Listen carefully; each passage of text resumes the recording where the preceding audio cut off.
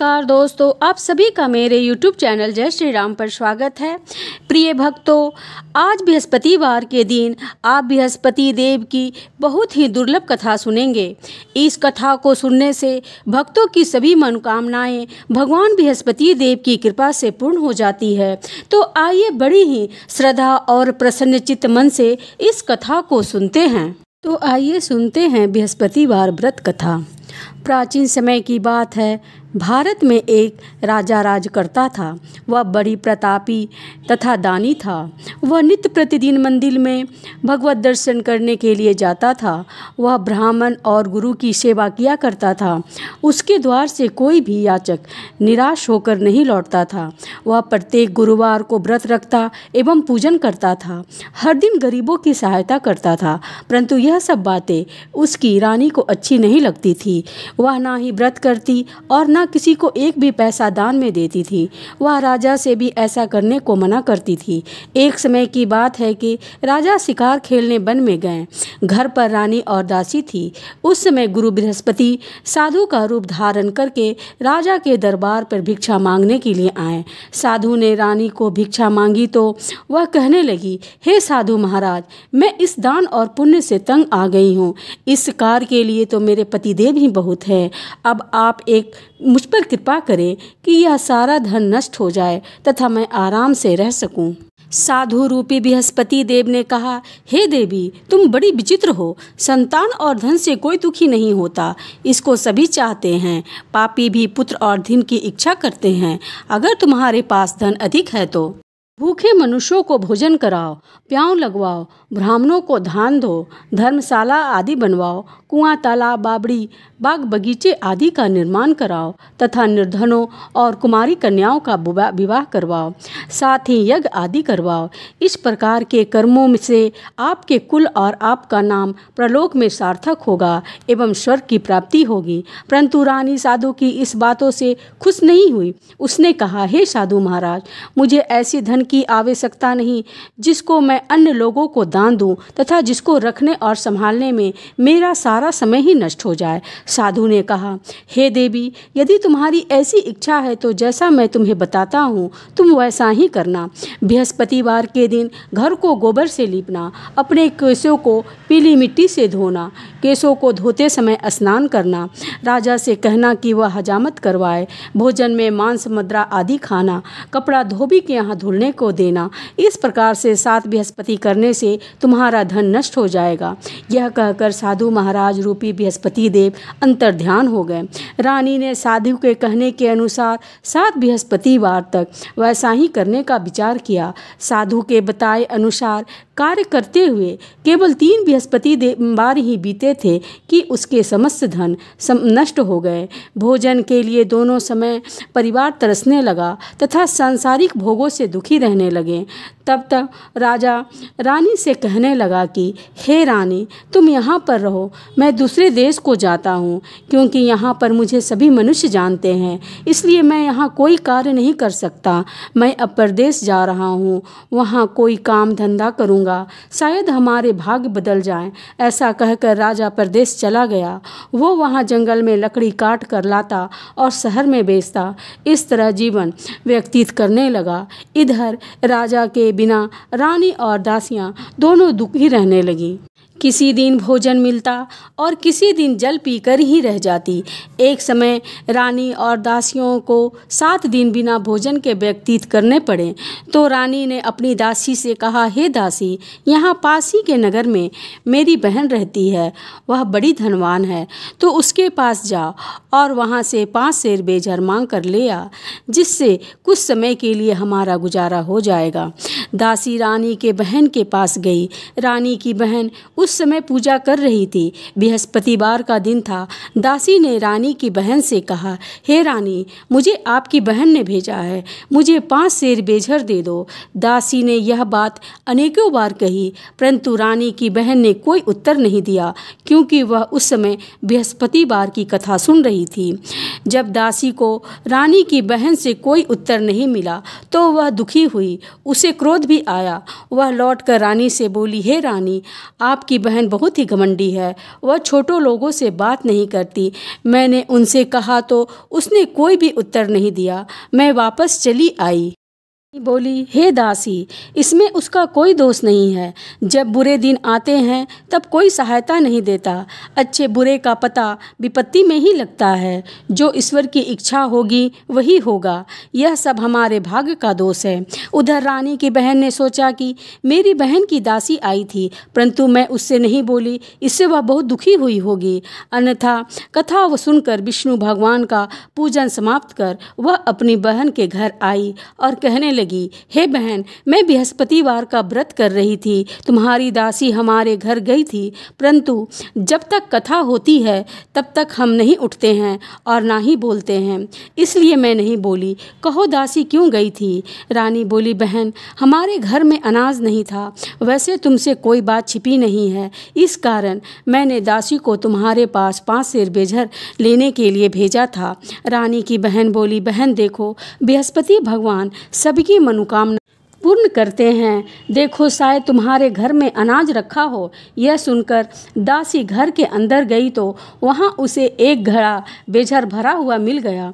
उसे बड़ी हैरानी हुई क्योंकि उसने एक एक बर्तन देख लिया था। उसने बाहर आकर रानी को बताया। दासी अपनी रानी से कहने लगी, हे रानी, देखो, वैसे हमको जब अन्न नहीं मिलता है तो हम रोज ही व्रत करते हैं। अगर इससे हम व्रत की विधि पूछ लिया जाए तो हम भी व्रत किया करेंगे। रानी कहने पर दासी ने अपनी बहन से बृहस्पतिवार व्रत के बारे में पूछा। उसकी बहन ने बताया, हे रानी, देखो, वैसे हमको जब अन्न नहीं मिलता है तो हम रोज ही व्रत करते हैं। अगर इनसे व्रत की विधि पूछ ली जाए और कथा पूछ ली जाए तो हम भी इस व्रत को करेंगे। दासी के कहने पर रानी ने अपनी बहन से बृहस्पतिवार व्रत के बारे में पूछा।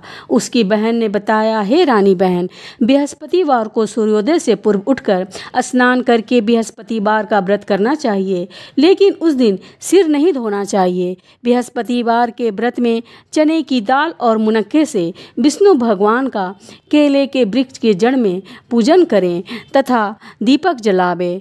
उस दिन एक ही समय भोजन करें। भोजन पीले खाद्य पदार्थों का करें तथा कथा सुने। इस प्रकार करने से गुरु भगवान प्रसन्न होते हैं, अन्न पुत्र धन देते हैं, मनोकामना पूर्ण करते हैं। व्रत और पूजन की विधि बताकर रानी की बहन चली गई। रानी और दासी दोनों ने निश्चय किया कि वे बृहस्पति देव भगवान का पूजन जरूर करेंगी। 7 दिन बाद जब बृहस्पतिवार आया तो उन्होंने व्रत रखा। घुड़सार से जाकर चना और गुड़ बीन लाई तथा उसके दाल से केले की जड़ में पूजन विष्णु भगवान का पूजन किया। जब भोजन पीला कहाँ से आए? दोनों बड़ी दुखी हुई, परंतु उन्होंने व्रत किया था, इस कारण बृहस्पति देव भगवान प्रसन्न थे। एक साधारण व्यक्ति का रूप में वो 2 थालों में सुंदर भोजन लेकर आए और दासी को देकर बोले, हे दासी, यह भोजन तुम्हारे और रानी के लिए है, तुम दोनों भोजन करना। दासी भोजन पाकर बड़ी प्रसन्न हुई और रानी से बोली, रानी जी, भोजन कर लो। रानी को भोजन के आने के बारे में कुछ पता नहीं था, इसलिए वह दासी से बोली, जा तू ही भोजन कर ले, क्योंकि तू ही हमारी व्यर्थ में हंसी उड़ा रही है। दासी बोली, एक व्यक्ति भोजन दे गया है। रानी कहने लगी, वो भोजन तुम्हारे लिए ही दे गया है, तू ही भोजन कर। दासी ने कहा, वह व्यक्ति हम दोनों के लिए 2 थालों में भोजन दे गया है, इसलिए मैं और आप दोनों ही साथ साथ भोजन करेंगे। फिर दोनों ने गुरु भगवान को नमस्कार कर भोजन प्रारंभ किया। उसके बाद से वह प्रत्येक बृहस्पतिवार को गुरु भगवान का व्रत और पूजन करने लगी। बृहस्पति भगवान की कृपा से उनके पास धन हो गया, परंतु रानी फिर से इसी तरह आलस्य करने लगी। तब दासी बोली, देखो रानी, तुम पहले भी इसी प्रकार आलस्य करती थी, तुम्हें धन के रखने में कष्ट होता था, इस कारण सभी धन नष्ट हो गया। अब गुरु भगवान की कृपा से धन मिला है तो फिर तुम्हें आलस्य होता है। बड़ी मुश्किलों के बाद हमने यह धन पाया है, इसलिए इसे दान पुण्य करना चाहिए। तुम भूखे मनुष्यों को भोजन कराओ, प्याऊ लगवाओ, ब्राह्मण ब्राह्मणों को दान दो, कुआं तालाब बावड़ी आदि का निर्माण करवाओ, मंदिर पाठशाला बनवाओ, दान दो, कुमारी कन्याओं का विवाह करवाओ, धन को शुभ कार्यों में खर्च करो, जिससे तुम्हारे कुल का यश बढ़े तथा स्वर्ग प्राप्त हो और पितृ प्रसन्न हो। दासी की बात को मानकर रानी ने इसी प्रकार के कर्मों को करना प्रारंभ किया, जिससे उसका काफ़ी यश फैलने लगा। एक दिन रानी और दासी आपस में विचार करने लगी कि ना जाने राजा किस दशा में होंगे, उनकी कोई खोज खबर नहीं है। गुरु भगवान से उन्होंने प्रार्थना की और भगवान ने रात्रि में राजा को स्वप्न में कहा, हे राजा उठ, तेरी रानी तुझको याद करती है, अब अपने देश को लौट जा। राजा प्रातःकाल उठकर जंगल से लकड़ियां काटकर लाने के लिए जंगल की ओर चल पड़ा। जंगल से गुजरते हुए वह सोचने लगा, रानी की गलती से उसे कितने दुख भोगने पड़े। राजपाट छोड़कर उसे जंगल में जाकर रहना पड़ा। जंगल से लकड़ियां काटकर उन्हें बेचकर गुजारा करना पड़ा। उसी समय उस जंगल में बृहस्पति देव एक साधी का रूप धारण करके आए और राजा के पास आकर बोले, हे लकड़हारे, तुम इस सुनसान जंगल में किस चिंता में बैठे हो, मुझे बताओ। यह सुनकर राजा के नेत्रों में जल भर आया और साधु की वंदना कर बोले, हे प्रभु, आप सब कुछ जानते हैं। इतना कहकर राजा ने साधु को अपनी संपूर्ण कहानी सुना दी। महात्मा दयालु होते हैं। वे राजा से बोले, हे राजा, तुम्हारी पत्नी ने बृहस्पति देव के प्रति अपराध किया था, जिसके कारण तुम्हारी यह दशा हुई। अब तुम किसी प्रकार की चिंता मत करो, भगवान तुम्हें पहले से भी अधिक धन देंगे। देखो, तुम्हारी पत्नी ने बृहस्पतिवार का व्रत करना प्रारंभ कर दिया है। अब तुम भी बृहस्पतिवार का व्रत करके चने की दाल व गुड़ जल के लोटे में डालकर केले का पूजन करो, फिर कथा कहो या सुनो, भगवान तुम्हारी सभी मनोकामना को पूर्ण करेंगे। साधु को प्रसन्न देखकर राजा बोला, हे प्रभु, मुझे लकड़ी बेचकर इतना पैसा भी नहीं बचता जिससे भोजन करने के उपरांत कुछ बचा सकूं। मैंने रात्रि में अपनी रानी को व्याकुल देखा। मेरे पास कोई साधन नहीं जिससे उसके समाचार जान सकूं। फिर मैं बृहस्पति देव की कथा कहानी कहूँ, मुझको तो कुछ भी नहीं मालूम है। साधु ने कहा, हे राजा, तुम किसी बात की चिंता मत करो। बृहस्पतिवार के दिन रोजाना की तरह लकड़ियाँ लेकर शहर में जाओ। तुम्हें रोज से दुगना धन प्राप्त होगा, जिससे तुम भली भांति भोजन कर लोगे तथा बृहस्पतिवार का पूजन का सामान भी आ जाएगा। बृहस्पति देव की कथा। प्राचीन काल में एक बहुत ही निर्धन ब्राह्मण था। उसकी कोई संतान नहीं थी। वह नित्य पूजा पाठ करता, परंतु उसकी स्त्री बहुत ही मलिनता के साथ रहती थी। वह न स्नान करती और न ही किसी देवी देवता का पूजन करती।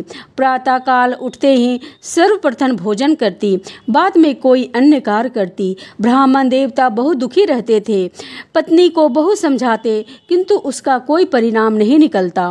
भगवान की अनुकंपा से उस ब्राह्मण की पत्नी गर्भवती हुई और उसने 10वें महीने में एक सुंदर कन्या को जन्म दिया। निर्धन ब्राह्मण कन्या के जन्म से बहुत ही दुखी हुआ। धीरे धीरे ब्राह्मण की कन्या बड़ी होने लगी। बचपन से ही उस कन्या की रुचि भगवान विष्णु की पूजा में थी। वह प्रातःकाल उठते ही स्नान आदि करके भगवान विष्णु का पूजा करके मंदिर में जाती थी। बृहस्पतिवार को व्रत करके विधिवत पूजा पाठ करती थी। पूजा पाठ के बाद वह पढ़ने के लिए पाठशाला में जाती थी।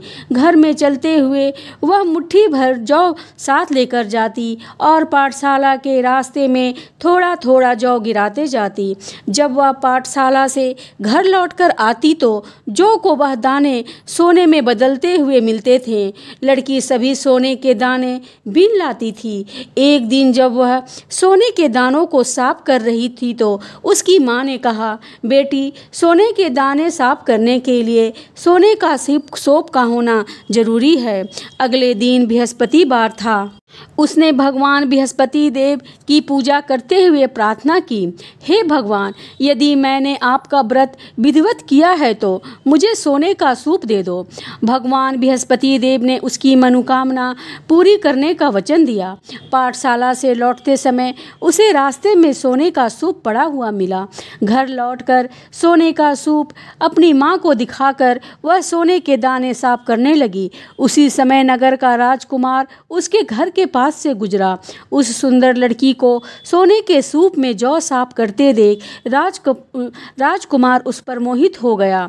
महल में लौटकर राजकुमार ने राजा को उस लड़की से विवाह करने की इच्छा प्रकट की, तो राजा ने ब्राह्मण को महल में बुलाकर राजकुमार से उस लड़की के विवाह के बारे में बात कही। ब्राह्मण तैयार हो गया। धूमधाम से उस लड़की का विवाह राजकुमार से हो गया। दुल्हन बन के ब्राह्मण की लड़की महल में चली गई। लड़की के चले जाने से ब्राह्मण फिर निर्धन हो गया। उसे कई कई दिनों तक भोजन नहीं मिलता था। बहुत दुखी होकर ब्राह्मण एक दिन अपनी लड़की के पास गया। अपने पिता की निर्धनता का समाचार सुनकर उसने बहुत सा धन देकर पिता को विदा किया। उस धन से ब्राह्मण के कुछ दिन तो आराम से गुजर गए, लेकिन जल्दी ही फिर भूखे मरने की हालत हो गई। ब्राह्मण अपनी लड़की से धन लेने के लिए फिर महल में पहुंचा। लड़की ने पिता की बुरी हालत देखकर कहा, पिताजी, आखिर आप कब तक मुझसे धन लेकर जीवन यापन करेंगे? आप कोई ऐसा उपाय क्यों नहीं करते जिससे आपका घर धन संपत्ति से भर जाए? ब्राह्मण ने कहा, मैंने तेरी माँ को बहुत समझाया, पर उसकी समझ में कुछ नहीं आता। उसका फूहड़पन नष्ट नहीं हो तो घर की निर्धनता भी दूर हो जाए। तब कुछ सोचकर लड़की ने पिता से कहा, पिताजी, आप कुछ दिनों के लिए माँ को मेरे पास छोड़ जाओ। ब्राह्मण अपनी पत्नी को लड़की के पास महल में छोड़ आया। लड़की ने अपनी माँ से कहा, माँ, तुम कल प्रातः काल उठकर स्नान आदि करके भगवान बृहस्पति देव की पूजा अवश्य करना। पूजा करने से तुम्हारी निर्धनता अवश्य दूर हो जाएगी। लेकिन उसकी माँ ने उसकी कोई बात नहीं मानी। तब क्रोधित होकर लड़की ने अपनी माँ को एक कक्ष में बंद कर दिया। सूर्योदय के समय माँ को उठाकर जबरदस्ती उसे स्नान आदि करवाया और फिर मंदिर में ले जाकर भगवान बृहस्पति देव की पूजा कराई। कुछ दिनों तक ऐसा करने से माँ की बुद्धि में परिवर्तन हुआ और वह स्वयं बृहस्पतिवार का व्रत रखने लगी। उससे उसका व्रत रखने से ब्राह्मण के घर में भगवान विष्णु की अनुकंपा से धन की वर्षा होने लगी। दोनों पति पत्नी धन संपत्ति पाकर आनंद पूर्वक जीवन यापन करते हुए विष्णु धाम को चले गए। लकड़हारा बने राजा ने सन्यासी से भगवान बृहस्पति देव की यह कथा सुनकर बृहस्पति देव का व्रत करके भगवान विष्णु की पूजा की। उस दिन उसके सभी क्लेश दूर हो गए। लेकिन अगले बृहस्पतिवार को कामकाज से अधिक व्यस्त रहने के कारण उसने भगवान बृहस्पति देव का व्रत नहीं किया। भगवान बृहस्पति देव लकड़हारे से क्रोधित हो गए और उसे भूल की सजा दी। उस दिन नगर के राजा ने नगर में घोषणा करके सबको सूचित किया, प्रत्येक नागरिक मेरे महल में भोजन करने आए। जो नहीं आएगा उसे अपराधी मानकर भारी दंड दिया जाएगा। लकड़हारा बना राजा उस नगर के राजा की घोषणा तो सुनी, लेकिन जंगल में लकड़ी काट कर लाने और उसे बेचने में देर हो जाने के कारण वह समय पर महल में भोजन करने के लिए नहीं जा सका। अतः राजा के सैनिक लकड़हारे को पकड़कर महल में ले गया। राजा ने उसे महल के एक कक्ष में बैठाकर भोजन कराया। उस कक्ष में एक खूंटी पर रानी के सोने का हार लटका हुआ था। लकड़हारा अकेले उस कक्ष में भोजन कर रहा था। तभी उसने एक आश्चर्यजनक घटना घटते देखी। देखते ही देखते वह खूंटी हार को निगल गई। थोड़ी देर के बाद नगर के राजा ने हार को गायब देखा तो लकड़हारे को कारागार में डलवा दिया। लकड़हारा मन ही मन अपने भाग को कोसने लगा। तभी उसे जंगल में मिले सन्यासी का स्मरण हो गया।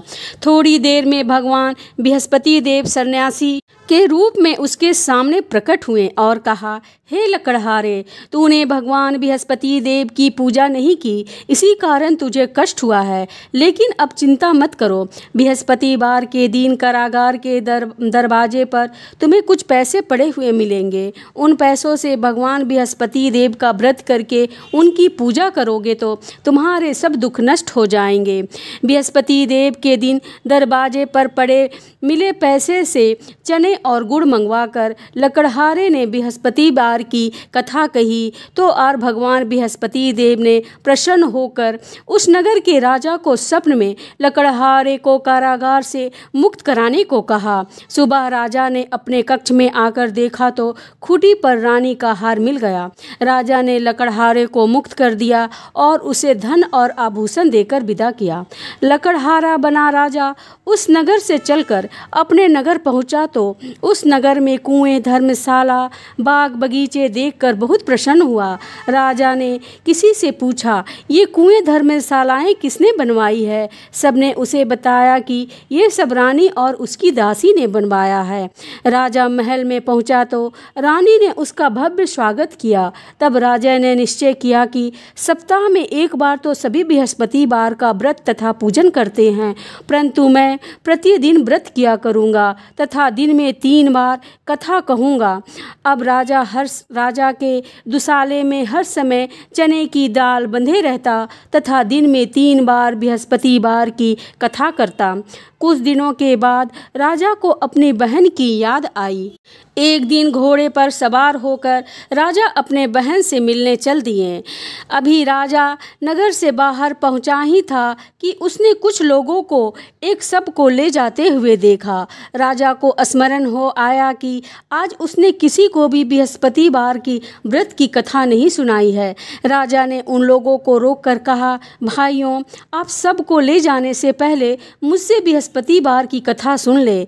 लोगों ने राजा पर क्रोधित होते हुए कहा, तुम पागल तो नहीं हो गए हो? लेकिन कुछ बड़े बुजुर्ग लोगों ने कहा, अच्छा भाई, साथ चलते चलते तुम अपनी कथा सुना लो। राजा ने चलते हुए आधी कथा ही सुनाई थी कि सब हिलने लगा। राजा के पूरी कथा सुनाते ही सब उठकर बैठ गया। लोगों ने हैरानी से दांतों तले उंगली दबाई और अगले ही बार बृहस्पतिवार से भगवान बृहस्पति देव का व्रत करने व कथा सुनने का निश्चय किया। घोड़े पर सवार राजा चलते हुए एक किसान के पास पहुंचा। किसान अपने खेत में हल चला रहा था। राजा ने कहा, अरे भाई, मुझसे बृहस्पति देव की कथा सुन लो। किसान झुझला कर बोला, अरे भाई, देख नहीं रहे हो, जितनी देर तक तुम्हारी कथा सुनूंगा उतनी देर में तो मैं पूरे खेत में हल चला लूँगा। राजा निराश होकर चलने लगा। तभी किसान का बैल लड़खड़ा कर जमीन पर जा गिरा। किसान के पेट में भी जोरों से दर्द होने लगा। उस किसान की पत्नी जब खाना लेकर आई तो उसने किसान को इस बारे में पूछा।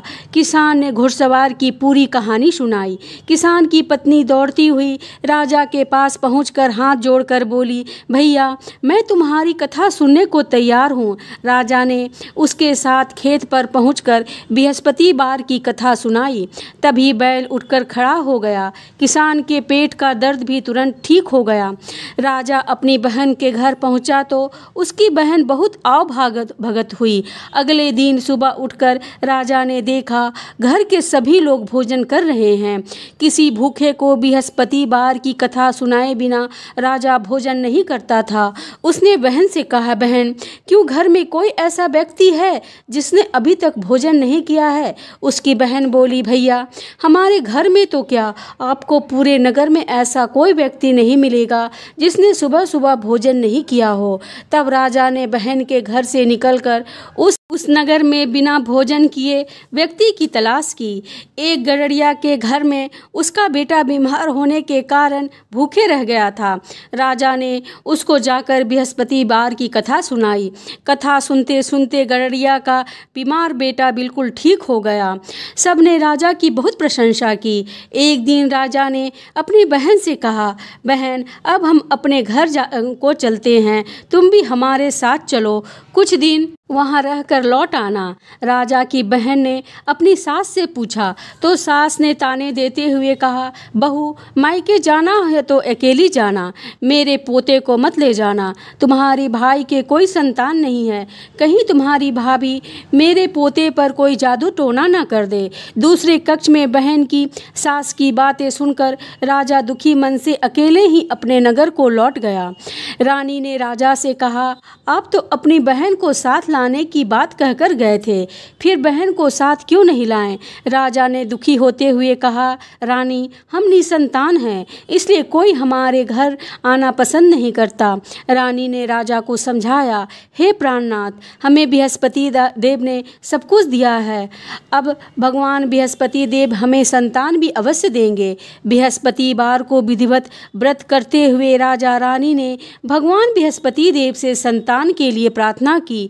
कुछ दिनों के बाद उन्होंने स्वप्न में दर्शन देते हुए कहा, हे राजन, तेरी मनोकामना पूर्ण होगी। एक सप्ताह बाद ही रानी गर्भवती हो गई। 10वें महीने में रानी ने एक सुंदर पुत्र को जन्म दिया। राजा रानी जीवन पर्यंत बृहस्पति का व्रत करते हुए अपने घर में धन्य धान की वर्षा होते रही।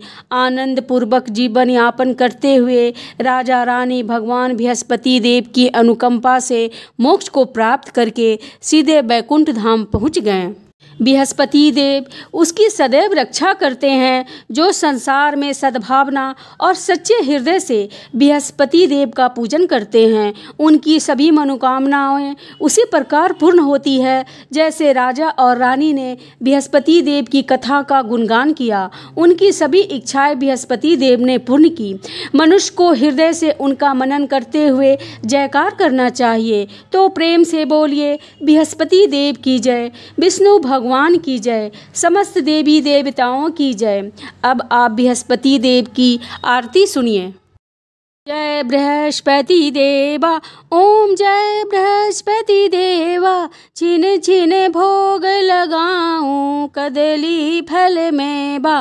ओम जय बृहस्पति देवा, तुम पूर्ण परमात्मा, तुम अंतर्यामी, जगत पिता जगदीश्वर, तुम सबके स्वामी।